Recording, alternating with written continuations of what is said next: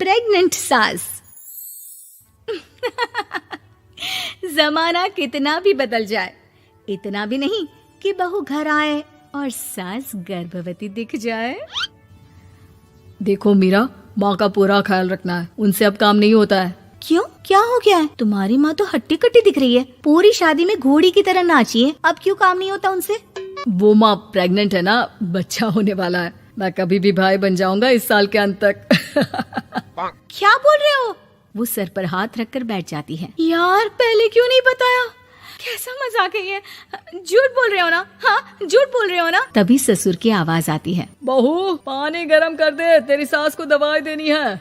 समय पर दवाई ना दी तो परेशानी हो जाएगी। और हाँ, जरा काजू पीस कर दूध में मिलाकर ले आना। तेरी सास खुद से तो अपनी संभाल करेगी नहीं। हे भगवान, ये मैं क्या सुन रही हूँ? ये ससुर जी को क्या हो गया है? मैं क्या सोच कर आई थी? हाय रे, मैं तो किसी को मुंह भी नहीं दिखा पाऊंगी। अब ये रोना धोना बाद में करना, पहले गर्म पानी कर दो, माँ को दवाई देनी होगी। और हाँ, रात को माँ के पैरों में तेल लगा देना। बहू को गुस्सा आ जाता है, वो बड़बड़ करती किचन में जाती है जहाँ उसका ससुर खड़ा होता है। एक बड़ी जिम्मेदारी है हम सबके सर ऊपर। इस उम्र में माँ बनना खतरे से खाली नहीं होता। हाँ हाँ, पता है, तो क्यों बन गई माँ? अरे खतरे से कम नहीं है तो क्या जरूरत थी लल्ला पैदा करने की? कैसी बात कर रही हो बहू? क्या तुम खुश नहीं कि घर में एक नया मेहमान आएगा, छोटे छोटे पैरों से पूरे घर में घूमेगा? पिताजी, ये हाथ जोड़े आपके, आप यहाँ से जाओ। ये शायरी बाद में बताना, अभी मैं पानी गरम करके थर्मस में दे देती हूँ।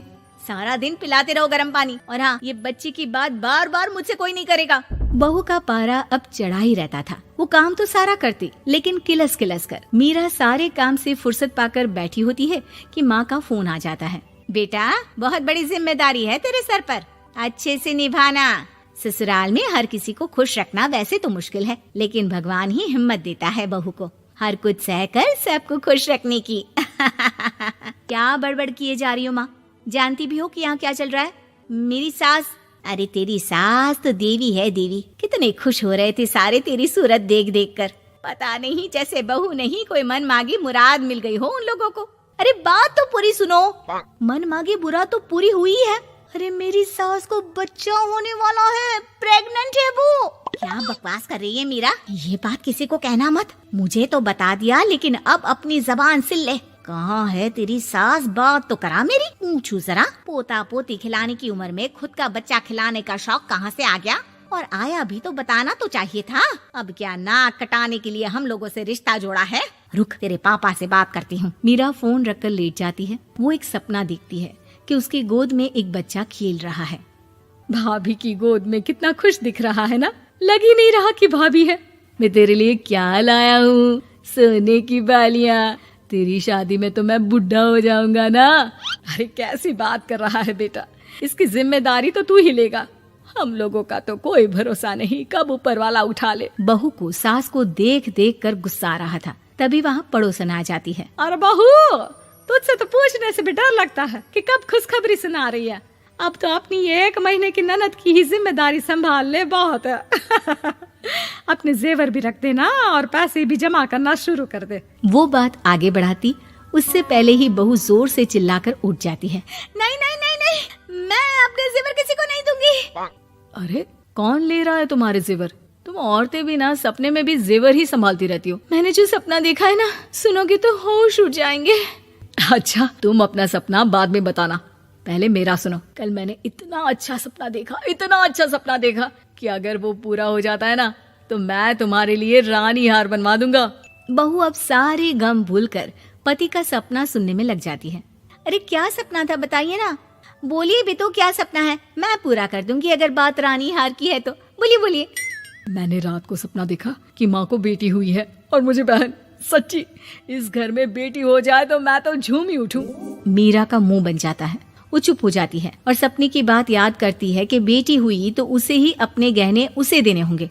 फिर तो रानी हार की जरूरत पड़ेगी ही। भाई, लड़की बड़ी होगी, उसकी शादी होगी तो जेवर तो चढ़ाने ही होंगे ना। कहाँ से आएंगे वो? कितने समझदार हो तुम मीरा। मैंने भी यही सोचकर तुम्हारे लिए रानी हार लेने का सोचा था। अरे फूटी किस्मत मेरी जो ऐसा परिवार मिला। मेरे पापा की तो मैं अभी क्लास लगाती हूँ, जो सब जानते हुए भी ऐसे परिवार में मेरी शादी कर दी। बहू पिता को फोन लगाने ही वाली होती है कि ससुर की फिर से आवाज आती है। बहू गरम पानी ले आ जल्दी, थर्मस में खत्म हो गया है। बाद में खबर लेती हूँ मैं पापा की, पहले सास को गर्म पानी दिया हूँ। बहू अभी किचन में काम कर ही रही थी कि मीरा के मम्मी पापा आ जाते हैं। वो हाथ में ढेर सारे फल लेकर आते हैं। मीरा के पिता मीरा के ससुर से कहते हैं, लीजिए भाई साहब, ये फल रखिए, बहन जी को खिला दीजिएगा। वैसे कैसी है उनकी तबीयत? बस पता तो है आपको, ऐसे वक्त में जो होता है बस वही सब। मुझे तो सुनकर बहुत गुस्सा आया था, लेकिन चलिए, भाग्य में जो है लिखा उसे कौन टाल सकता है। डॉक्टर को दिखाए? हाँ, बस डॉक्टर आने ही वाला है। अच्छा हुआ आप लोग भी आ गए। उतने में एक सुंदर सी लेडी डॉक्टर आती है। पेशेंट कौन है आप? अरे नहीं जी, मैं तो बहू हूँ इस घर की। मैं तो अभी सोच भी नहीं सकती पोता या पोती के बारे में। अभी तो मेरी सास ही। अरे चुप हो जाना, देख तो ले, डॉक्टर है ये, किसी के भी सामने गुस्सा फोड़ देती है। डॉक्टर कमरे में जाती है और थोड़ी देर बाद बाहर आ जाती है। पीछे से सास भी निकल आती है। हे भगवान, इतना दुख तो किसी को भी ना दे जितना मुझे दिया है। देखिए बहन जी, आप लोगों को तो ये सोचना भी नहीं चाहिए था। वही तो मैं भी कह रही थी कि आप लोगों के लिए तो सोचना भी गुनाह है, लेकिन अब पछताए होत क्या जब चिड़िया चुग गई खेत। डॉक्टर वहाँ से चली जाती है। मैं माँ नहीं बन सकती, मैं प्रेग्नेंट भी नहीं हूँ। ये कैसे? तुम तो बोल रही थी कि अरे वो गैस का दर्द था और पेट भी गैस से फूल रहा था। डॉक्टर ने चूर्ण दे दिया है, गर्म पानी से फांकना है। हाँ? मैं अभी लाती हूँ गर्म पानी। अरे मैं तो गीजर ही लगा देती हूँ। हाय रे, खुशी के मारे पागल ना हो जाओ।